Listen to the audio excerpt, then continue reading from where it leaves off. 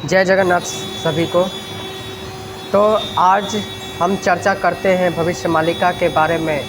वास्तविक में भविष्य मालिका है क्या? भविष्य मालिका 600 वर्ष पहले पंचसखा के द्वारा लेख लिखा जा चुका है, जो आज भी उड़ीसा में महंतों के पास सुरक्षित रूप से मौजूद है और उसमें से कुछ ही भविष्यवाणियाँ निकल कर समाज में प्रचार प्रसार हो रही है। हालांकि उसमें बहुत सारे लोगों ने अपने अपने ज्ञान के स्तर पर डिकोड किया है, जिससे कुछ भविष्यवाणियाँ उनकी सही साबित हो रही है और कुछ गलत साबित हो रही है। पर लेकिन जो भी है वह अपने ज्ञान के स्तर पर उसको डिकोड कर रहे हैं, जिससे उनका जो अंक गणना है, उनका जो सन है, वह अलग अलग दिखाई पड़ रहा है, जिससे लोगों में भ्रांतियाँ उत्पन्न हो रही है। तो मुझे जहाँ तक लगता है कि भविष्य मालिका के बारे में हमें एक वीडियो बनाना चाहिए और जिससे वास्तविकता से अवगत कराना चाहिए कि आखिर वास्तविक में भविष्य मालिका है क्या। तो भविष्य मालिका जो है वह पंचसखा के द्वारा 600 वर्ष पहले लिखा जा चुका है, जो जगन्नाथ जी के सखा के रूप में माने जाते थे। ऐसा माना जाता है कि उनको दिव्य दृष्टि प्राप्त थी, जिससे वह अपनी दृष्टि के जरिए आने वाले समय में जो दुर्घटना होने वाली होती है उससे अवगत कराया जा सके। और भविष्य मालिका वास्तविक में सारे संप्रदाय, सारे धर्म को लेकर एक साथ जोड़कर मालिका का निर्माण किया गया पंचसखाओं के द्वारा, जिससे कि लोगों में भ्रांतियाँ उत्पन्न न हो और भगवान के आने का संकेत मिल सके।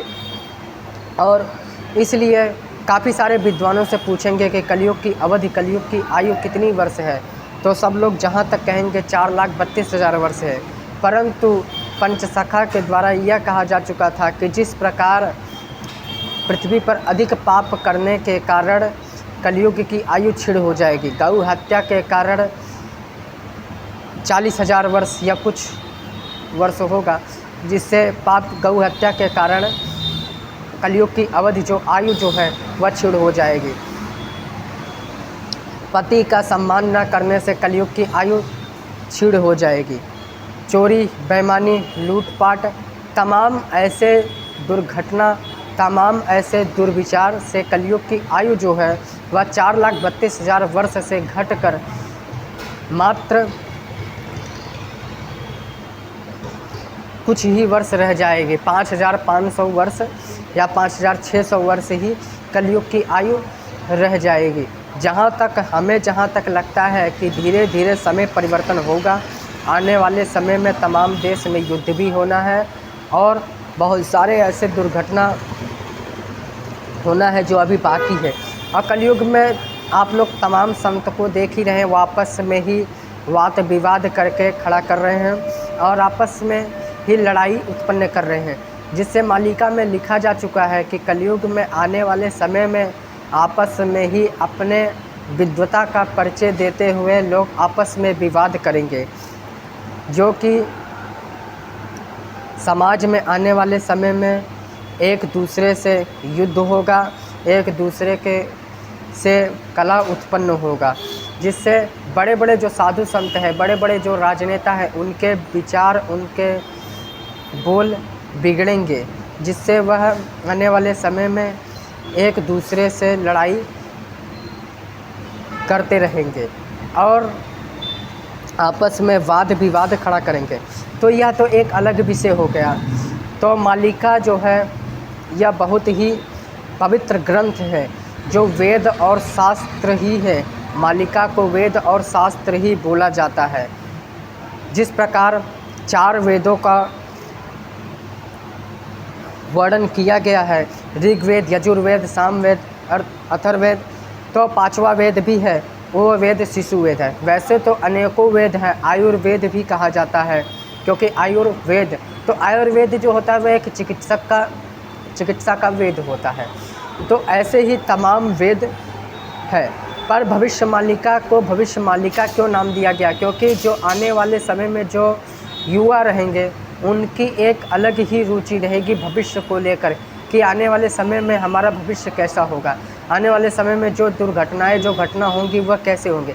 तो इसलिए पंचसखा ने यह अपनी दृष्टि से देख लिया था कि युवाओं को किस पर रुचि रहेगी, तो इसलिए उन्होंने कोई अन्य वेद का नाम न देकर भविष्य मालिका वेद का नाम दिया। भविष्य मालिका एक पुराण है, वेद है। तो इसी प्रकार हमें इस विषय पर ज़्यादा जानकारी तो नहीं है, परंतु जो भी जानकारी हम देंगे वह वास्तविक और सत्य देंगे। तो मालिका जो है वह आज भी महंतों के पास सुरक्षित रूप से मौजूद है। कुछ ही लोगों के पास मालिका ग्रंथ पहुंची हुई है। मालिका जो है वह पोथी के रूप में बहुत लेख लिखा गया है और इसी प्रकार मालिका का वर्णन किया गया है। तो आने वाले समय में तमाम देश मिलकर आपस में युद्ध लड़ेंगे। 13 देश, 13 मुस्लिम कंट्री ये आपस में मिलकर युद्ध करेंगे, भारत के ऊपर अटैक करेंगे। जैसा कि अभी हाल ही में भारत और पाकिस्तान के बीच में जब युद्ध हुआ था तो भारत और पाकिस्तान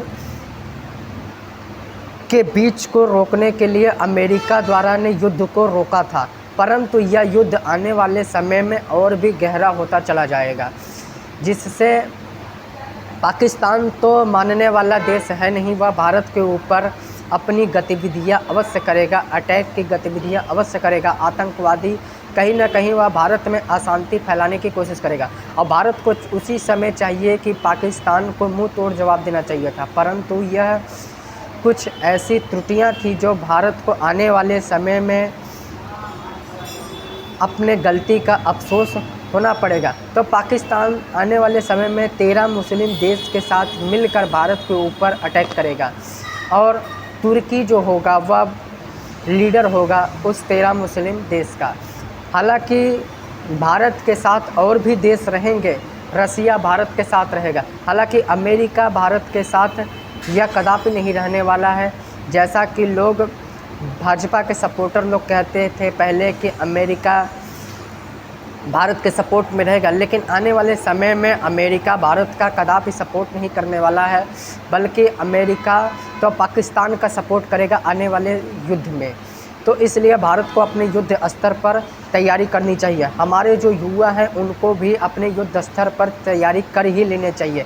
जहाँ तक कुछ लोगों का यह कहना है कि पैसे एकत्रित करें, धन एकत्रित करें, लेकिन हम यहाँ तक कहना चाहते हैं कि धन भी कोई काम देने वाला नहीं है। जिस प्रकार कोरोना जैसी बीमारी, जब कोरोना जैसी बीमारी आई थी तो उसमें धन का कोई कार्य नहीं था। लोग धन लेकर खड़े थे परंतु उनको ऑक्सीजन नहीं मिल पा रहा था, उनको इलाज नहीं मिल पा रहा था, क्योंकि बीमारी ही ऐसी थी। तो आने वाले समय में तमाम ऐसी बीमारियां उत्पन्न होगी जिससे न धन काम देगा न उनका एकत्रित किया हुआ भोजन काम देगा। इसीलिए अपने कुंडलिनी शक्ति को जागृत करें और भोजन अगर ना भी मिले तो भी हम जीवित रह सकते हैं। इसके लिए अपने आंतरिक शक्ति, जो आंतरिक जो तत्व है उसे जागृत किया जाए। यही मालिका में सूचित किया जाता है, यही मालिका में बताया गया है कि युवाओं को आने वाले समय में जो भगवान कल्कि की सेना है उनको अपने युद्ध स्तर पर तैयार रहना पड़ेगा। हालांकि कुछ विद्वान यह मानते हैं कि अभी कल्कि भगवान का जन्म नहीं हुआ है, 4,32,000 वर्ष बीतेगा तब जन्म होगा। कलयुग की अवधि आयु जो है वह भी कम नहीं हुई। जैसा कि अगर हमारा शरीर है, अगर हम अपने शरीर को अधिक परिश्रम करते हैं, अधिक बाहर की चीज़, अधिक अपने शरीर पर दुष्प्रभावी तत्व डालते हैं तो हमारा शरीर जो अधिक चलने वाला रहेगा वह जल्द ही समाप्त हो जाएगा। यही प्रकृति का नियम है। अगर हम मोबाइल की बैटरी को फुल चार्ज करके दे दें, अब वही हम बैटरी को चाहे तो 1 घंटे में उपयोग करके अपनी मोबाइल को डिस्चार्ज कर सकते हैं, या चाहे तो हम उस मोबाइल को केवल फ़ोन कॉल के लिए रिसीव करके हम 1 दिन उस बैटरी को चला सकते हैं। तो यही मेन तत्व, यही प्रकृति का है। हमारे शरीर में श्वास दिए हुए हैं कि 1 मिनट में इतनी बार इस मनुष्य को श्वास लेना है। अब वह मनुष्य कितना श्वास लेता है, किस प्रकार से अपने श्वास को बचाता है, यह देखना अति आवश्यक है। अभी जैसे हम कोई भी राम नाम या कृष्ण नाम या राधे नाम, कोई भी हम नाम को जप करते हैं, अगर हम राम राम राम राम राम राम करेंगे तो जाहिर से हम जितना देर तक राम राम या सीताराम या कृष्ण या राधे राधे करते हैं तो उतना जो नाम जप करेंगे उतना हमारा श्वास जो होगा वह श्वास बचेगा। तो इससे हमारा क्या होगा, उतने समय का बचत होगा। इसलिए पूर्व काल में लोग नाम जप किया करते थे और अपने श्वास को बचाया किया करते थे। ये भी एक प्रकृति का नियम है, तो इस तत्व को कोई नहीं समझ सकता। इसलिए पुराने लोग कहते थे कि नाम जप करो, भगवान का नाम जप करो, भगवान के नाम जप करने से तुम्हारी श्वास जो होगी वह बचेगा। जिससे पूर्व काल में साधु संत लोग थे वह क्या नाम जप करते थे और समाधि अवस्था में चले जाते थे। जब वो समाधि अवस्था में चले जाते थे तो उनकी जो आयु जो होती थी वह बढ़ती भी थी और वह अधिक वर्ष तक जीवित भी रहते थे। तो यह सबसे बड़ी रहस्य है। और मालिका के बारे में हम और भी वीडियो आगे जारी करेंगे। हालांकि वीडियो यह बहुत बड़ा हो चुका है, लेकिन मालिका के कुछ हम ऐसे तत्व निकाल कर आने वाले समय में ऐसी वीडियो बनाएंगे जो कि मालिका वास्तविक मालिका से रिलेटेड रहेगा, वास्तविक मालिका ही रहेगा।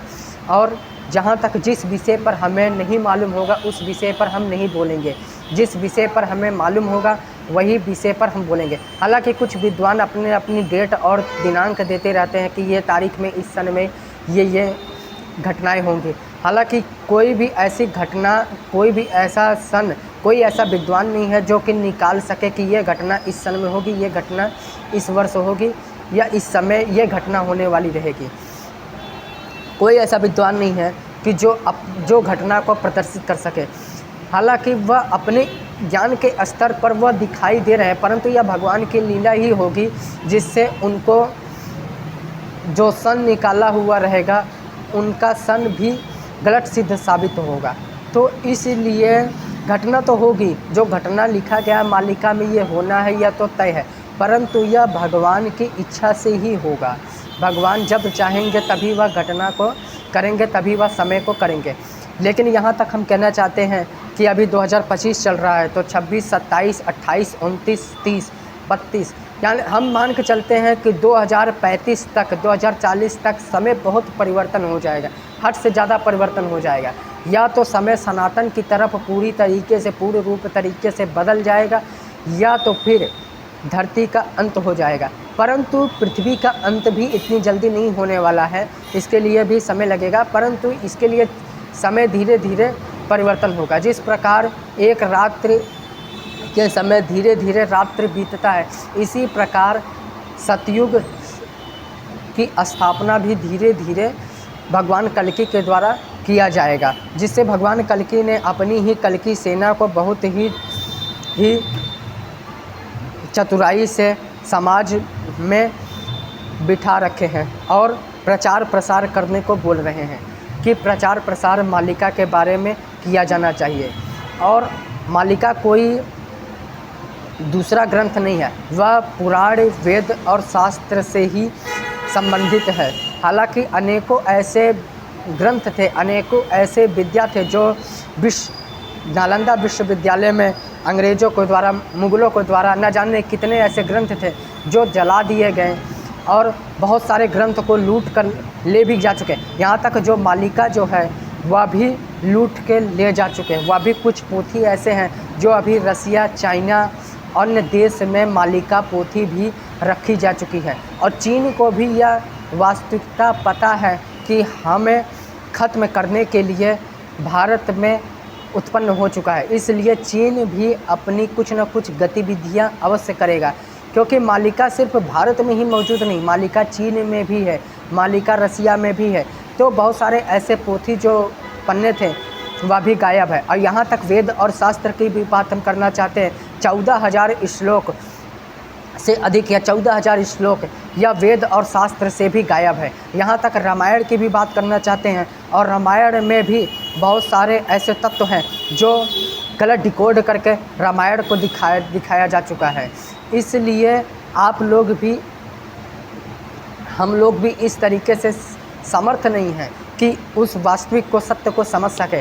दैत्य गुरु शुक्राचार्य के द्वारा यह चारों युगों से खेल खेला जा रहा है। कलयुग के मानव इतने माया में भ्रमित हो चुके हैं, उनको यह तक भी पता नहीं है कि हमें इस माया के परत को उखाड़ कर फेंकना है। वह अपने वास्तविक आत्मा को तृप्त नहीं कर पा रहे हैं, वह सिर्फ यही खोज कर रहे हैं, वह सिर्फ इसी में उलझे हुए हैं, सिर्फ अपने परिवार में ही, सिर्फ अपने मान सम्मान में ही इसी में उलझे रहेंगे। अब प्रकृति के रहस्य को, प्रकृति के जो परत है, जो माया का परत है, उस परत को तोड़ नहीं पा रहे हैं, उस चक्र को, उस चक्रव्यूह को भेद नहीं पा रहे हैं। इसलिए चक्रव्यूह को भेदने का प्रयास करें। हमारा वीडियो बनाने का यही मकसद है कि युवा जागृत हों, और बहुत सारी ऐसी बातें हैं जो आने वाले वीडियो में हम बताएंगे। हमारी किसी भी बात से अगर आपको ठेस पहुंचा हो तो हम इसके लिए क्षमा चाहते हैं, परंतु आने वाले समय में हम और भी वीडियो बनाएंगे। जय जगन्नाथ।